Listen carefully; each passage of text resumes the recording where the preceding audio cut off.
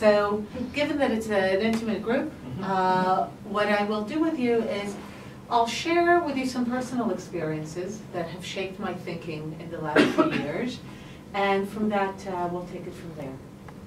So I grew up in what is traditionally called labor Zionism, the left wing of Israeli politics. Certainly when I grew up in the 80s, I was a big believer in a two-state solution, in peace, very much opposing the settlement project. And I truly believe that the day that the Palestinians would have a state in the West Bank and Gaza is the day we would have peace. The 90s were a time of euphoria for me. I believed that peace was at hand, that we were getting there, and really there was a sense that it's going to happen. And then the last 15 years have been very difficult. They've been difficult not just for me, they've been very difficult for people like me who share my thinking. And the reason is that what characterized the last 15 years, the reason I speak about 15 years is I start counting from 2000. 2000 is when that was kind of the culmination of the 90s, the two sides going to negotiate peace at Camp David, and then it all came crashing down.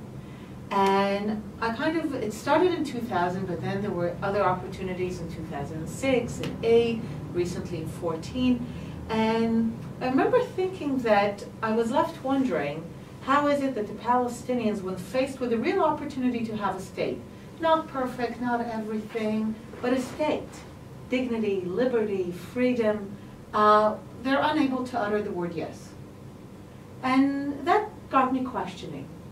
And then what happened is after the breakdown of the talks, it descended into this bloody mayhem, which was called the Second Intifada, but it shares nothing with the first. You remember that time, I'm sure, buses being blown up in our streets, cafes, and these were in cities like Haifa and Tel Aviv and Beersheba, supposedly nothing controversial. And I remember thinking at that time, it was a very dark time in Israel. I literally remember feeling that if my car got stuck behind a bus, I would pray that the bus would not blow up, because then, that would be the end of me too. And it was a very dark time. There was nowhere safe. And I remember thinking at that time, I literally wanted to find a Palestinian person and kind of hold him by the shoulders and say, please tell me what you want. Tell me what you want, because if you want a state for yourself, I'm with you. I will fight with you shoulder to shoulder. But if more than you want a state for yourself, you cannot come to terms with the fact that the price of having that state is me having my own, that the Jewish people will have their own state, will have their right to self-determination in this land. If this is something that you cannot accept, then I will fight you. If you're asking me to choose between you and me, then I choose me. And I have no moral qualms about choosing us. But the thing that really got me thinking during that time is that I was invited to meet young, moderate Palestinian leaders. I was a member of the Labour Party. I was considered a young Israeli moderate leader. And I was asked to meet, to go to these meetings. And in these meetings, I realized that my counterparts were moderate in the sense that they accepted reality. They said things like, we get it, you're here, you're powerful. Someone even told me, you were born here, so we will not send you away. And I remember thinking, thank you very much. And I realized, okay, they accept reality, they recognize reality. And then we would have these post-dinner conversations, and they would say things like, the Jewish people are not a people, you're only a religion. And let me share with you, I'm an atheist. Many Jews are atheists.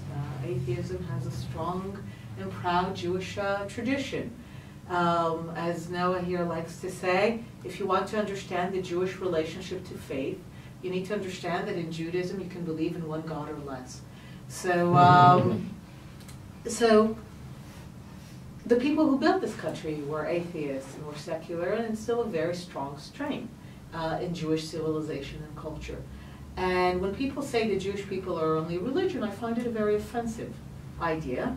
It's something that is in the PLO charter and is very much in the Palestinian view, that the Jewish people are only a religion and their home is, you know, Russia.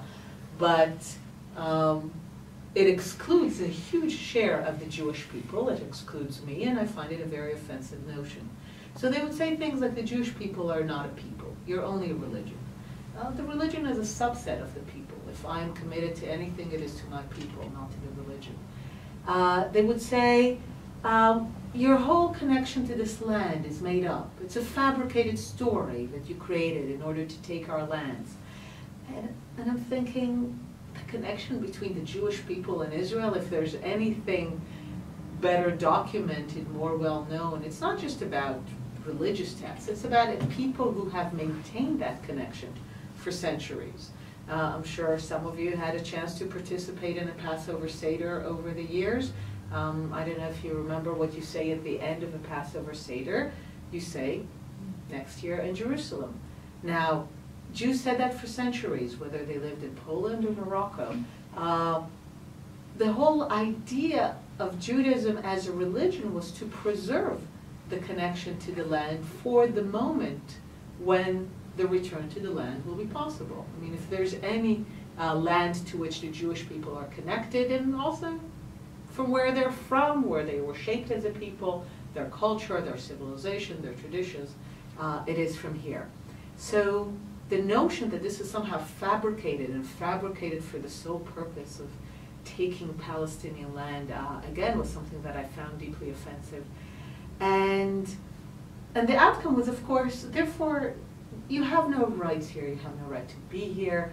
You're here, you did it by force, and we recognize it, but it's nothing real. And I remember going back from those meetings deeply troubled and thinking, these are the moderates. So if these are the moderates, then the conflict between us is about far more than I was led to believe, that it is about stopping settlement building or ending the occupation of the West Bank and Gaza.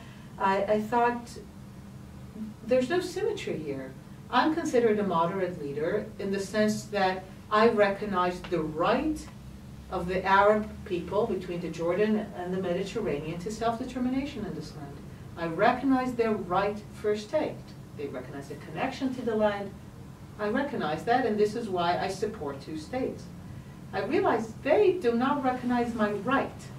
They recognize my might. But what happens the day that I no longer have might? They're merely reinforcing the notion that I have to continue to have might to survive here, because there's no acceptance that I am here by